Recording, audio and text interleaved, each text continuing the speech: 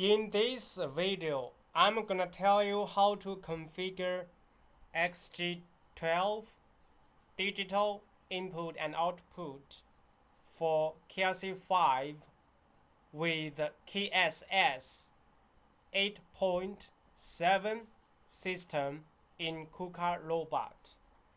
In the previous training KUKA course, I already introduced the XG12 interface for KRC mid-size cabinet with IQ KUKA OS, the newest system, how to configure it by IQ Works.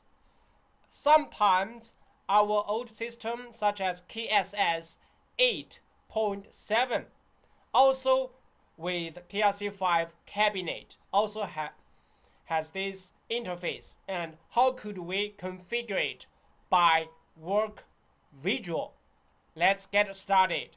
Okay, so this is the overview of the XG12 with KS systems. Okay, and as you can see, this is the overview. This is the typically we are so familiar with the KS system.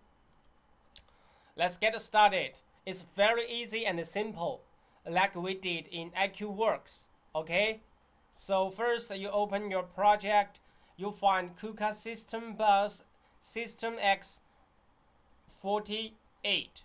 Okay, bus system bus, and you choose add. Right now I already added. You can type interface. As you can see, interface board standard. You choose this option, then you will have this one, and you can choose configure it. So you can choose either input and output mapping and output mapping. So this board is XG12 is for 16 input and 16 output signals. So you can go back to check these videos. I already tell you the pin assignment. So this is the XG12 power supply.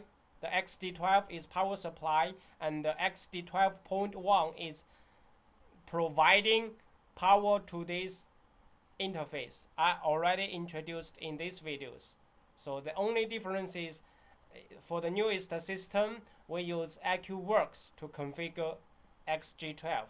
For the old one, we use workvisual to configure it. So this is very basic and simple skill, and we commonly have if you have the system KRC5 with the KSS 8.7. Commonly, if you have this interface, you need to configure it. Okay, you can combine these two videos together because this video is more specific in terms of hardware. These videos just you can consider as additional video for the KSS 8.7. Okay, so hopefully it's useful to you. See you next.